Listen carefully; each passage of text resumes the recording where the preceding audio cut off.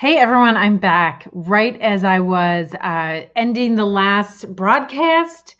Somebody asked a question, so I really wanted to come back on. I'm Jodi. If you don't know me, I'm a psychotherapist and spiritual mentor and founder of the school Earth Wisdom for Higher Consciousness. And it is free to join, so you could go to jodiaman.com/self-care. I have a mini self-care course, and there is lots of free content and videos on there if you want, and also others. Hi, beautiful.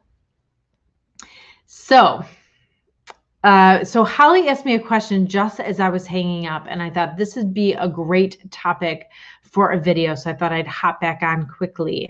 So Holly asked, what is the difference between feeling safe and feeling secure? And so I want to just address that for you right now.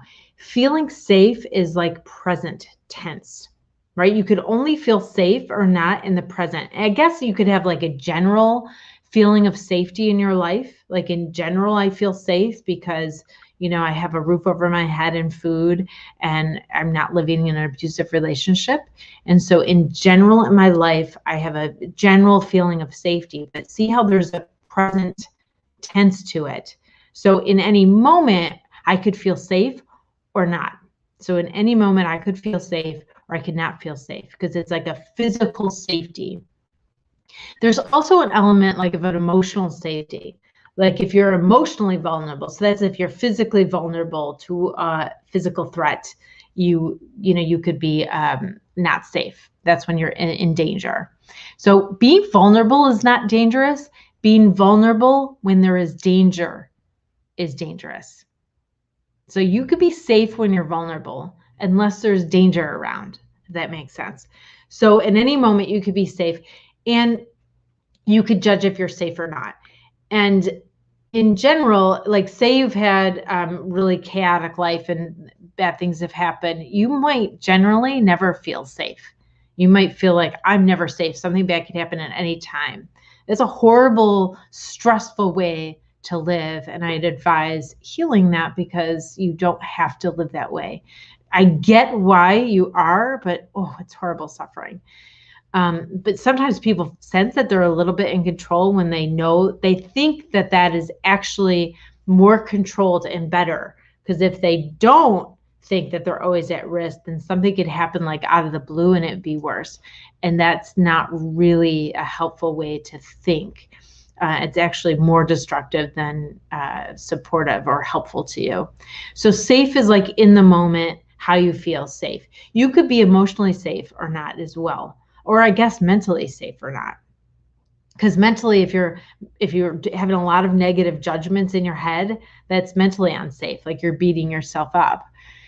If you could be emotionally unsafe because somebody could be critical of you, someone could be critical of you or mean to you or just really be a negative around you, and then you might not be emotionally safe in a situation. So that's safety. Either there's physical safety, emotional safety because no one's abusing you in that moment, and then there's mental safety because you're not abusing you in that moment. But you could have a general feeling of safety or not safety, depending on the context of your life. Security is a little bit different because it's a sense of how you will be going forward. Right? They're related, obviously, because if you feel safe and you're in a safe context, then you have more security. If you've been in an unsafe context in the past or currently, you can have insecurity, right? So the security level could be affected by something way in the past. It all comes out of a context, but the security is how you think about your safety going forward. Mostly it's emotional safety, but not always, because security could mean, do you have enough financial security? Do you have shelter and food? So that would play into security. But a lot of times we think about security and insecurity in relationships. So that's an emotional security or insecurity. And that is really highly regulated by your past and how you felt or how you've been hurt in relationships in the past, how secure you might feel if you let yourself, even if you let yourself connect. You may not, because you feel so insecure. That might get in the way of a lot of relationships. So that's what I would say was the difference. Safety is a feeling in the present. Security is more like how you think about it going forward and how you relate to your safety. If you recognize you're safe in this particular context, or is the past context affecting how you think about your safety? So that's like security. Now, I teach people to build trust in themselves, and that to build security by building trust in themselves, right? We don't have to trust everybody else. They're all of their own agenda. And that doesn't mean be independent or isolated, because that's against what I'm talking about. You could be in relationship. If you trust yourself so fully, you could take a lot more risks in relationships and be closer to a lot of people, because you're not so afraid of losing them, because you could trust that you could handle it. And when you trust yourself, you don't have to trust anybody else, and you're actually can be closer to people in ways that's like, watch my last video. If you trusted yourself, you'd be closer to people in the ways that are not in that drama triangle, and ways that are really like healthy and close and connected and uplifting and loving and secure, right? Insecurity in any relationship, look at the drama triangle video. Watch that video and you could see how insecurity makes you feel out of control, and then makes you try to get control in those relationships by engaging in one of those and trying to pull your other person into another one of those corners, right? So hopefully that's helpful. So that's the difference between safety and security. And Holly, I hope you're watching. I hope that answered your question. I don't know the context of what someone was talking about when they said security and safety. And so hopefully that's helpful. Whatever it is. Okay, Holly's answering. Let's look at that. Great. I'm so glad that you're here and you caught this. Sorry, I closed right before you wrote that. Feeling secure in a relationship for me is knowing disagreements, differences of opinion, and being able to be honest are not going to threaten the relationship or create a volatile environment.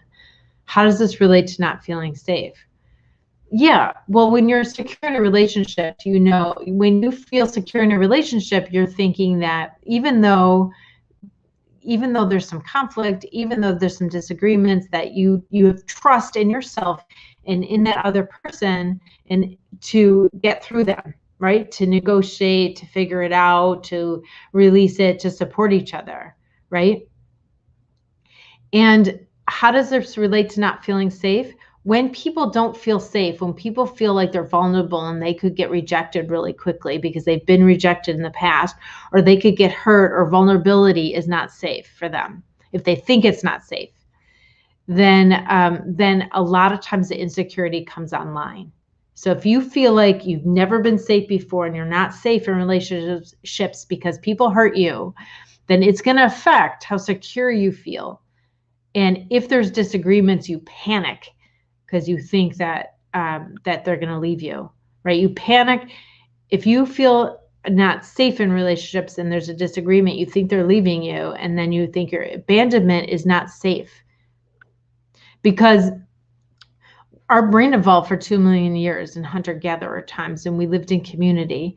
And in community, if someone rejected you and you were rejected from the community, if you were abandoned, you were dead. You couldn't live out there like that. So our brain thinks about abandonment as like, I'm dead, right? It's so scary. That's where it's connected to the unsafe. That maybe that's the question you're asking.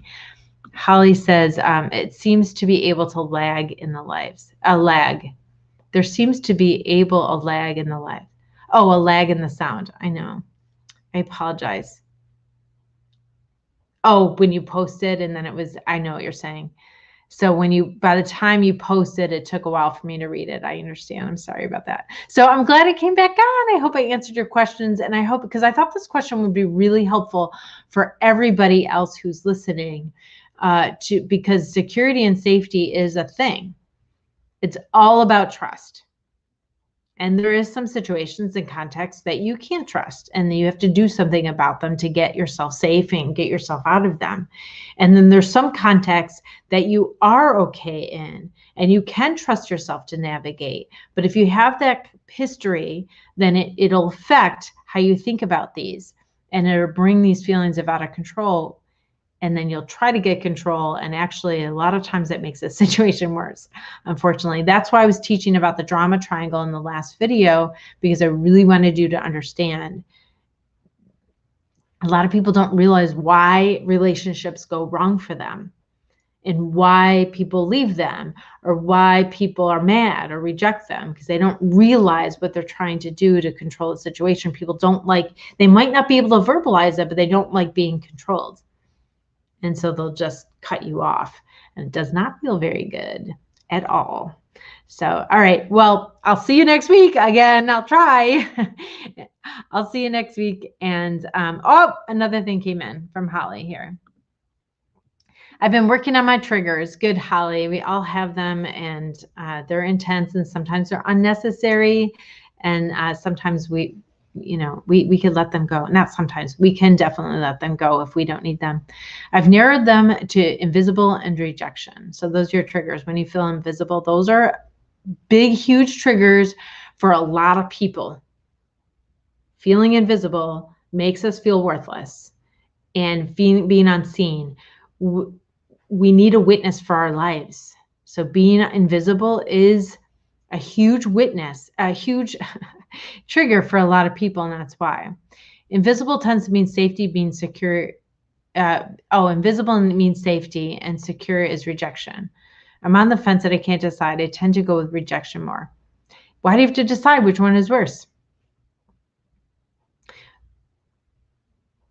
I don't know. I'm not really, I guess I might not be sure exactly what you're saying here. So you try to be invisible to keep yourself safe, like go under the radar. Is that what you're saying? This is a totally different thing than I thought you were saying. And secure is rejection. Let me see. Security is very important to me. Rejection devastates me. Everybody. That's why I just told you why. Because in our biology, this is one of the scariest things that could happen to a human, right? In our evolutionary biology, rejection is one of the scariest things because we are social beings and we need that for survival. And so rejection devastates everybody. Yes, you are a normal person. Be invisible doesn't so much. I can speak up when I'm invisible. Yeah. Being invisible is just isolating. It feels like you don't have a voice. It feels like you're unseen. It feels like you're unworthy. It feels like you when no one sees you. This is how you help people heal. You see them. People want to be seen. That's why I speak about, instead of trying to help somebody and trying to worry about all the things that they don't have, if you start to notice the good things about them, if you start to see the good things about them, they will step into them. So it's a huge, huge difference that helps people move forward in their life if you're trying to help. Don't worry about it, Holly. I'm so glad. I hope I really helped you answer your question, and I hope it helped a lot of people. So I really appreciate you asking it. All right, again, I will see you next Monday right here.